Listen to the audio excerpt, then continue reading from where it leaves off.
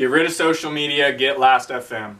So let's start by talking about what Last.fm is. Last.fm is a client that you can download. You can connect it to Spotify, Apple Music, Bandcamp, SoundCloud, and it keeps track of your plays. I know Spotify does this, but you can't look through the data whenever you want on Spotify. Last.fm you can. It keeps track of how many plays you have today. It keeps track of how many plays you've had this week. So if you're really into numbers, you like seeing numbers go up, all my cookie clicker people out there, this is definitely for you.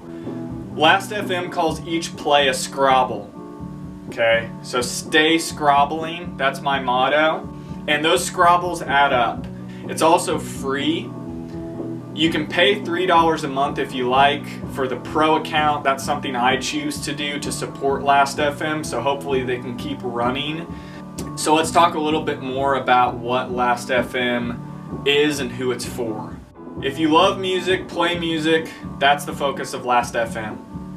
And what's really nice is you can go back and dig and see, okay, in 2021, what was I listening to? What were my listening habits? What genres was I listening to?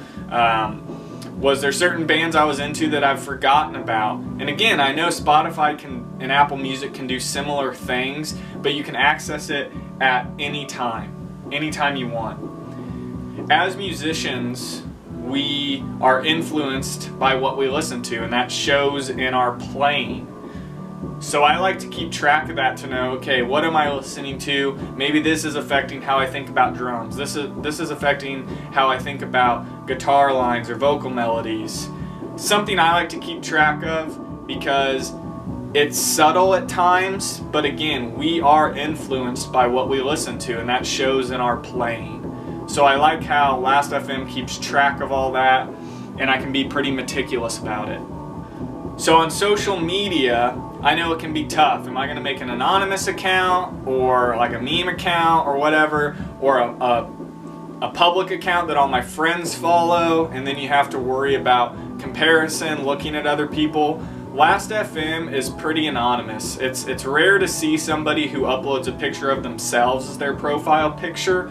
Most people take on a nickname, and their account picture will be, our profile picture will be something random that they enjoy. I'll show mine right here.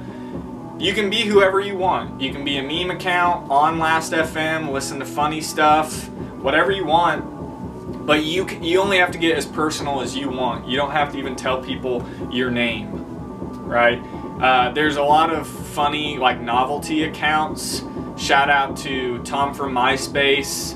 There's a bunch of people who just are personalities on Last.fm that if you browse the website, you'll come to know them. If you go and you're looking through band pages, certain people pop up on certain pages, and it's really cool to see, and it's fun.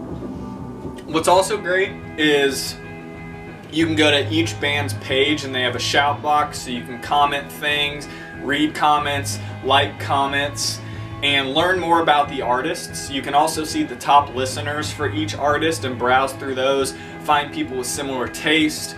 When you go to someone else's profile, there's a little meter at the top, and it's a percentage out of 100, and that'll tell you how similar your taste is to theirs.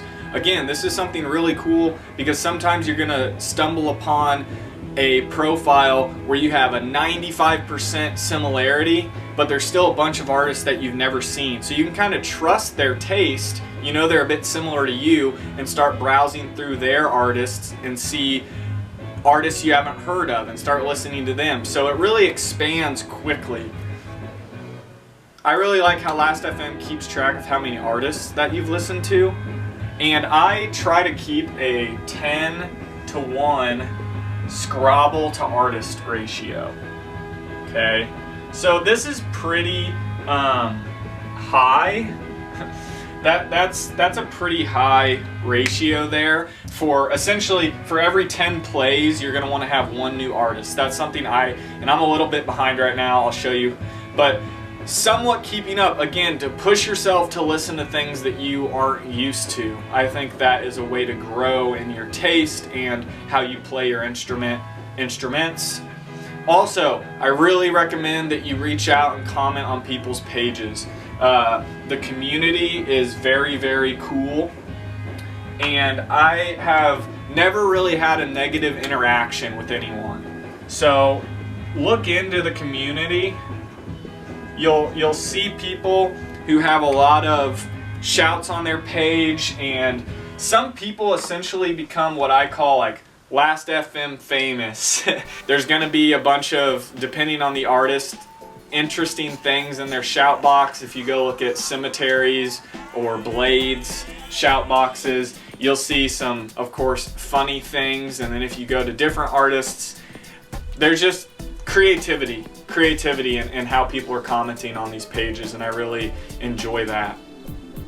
So that's my piece.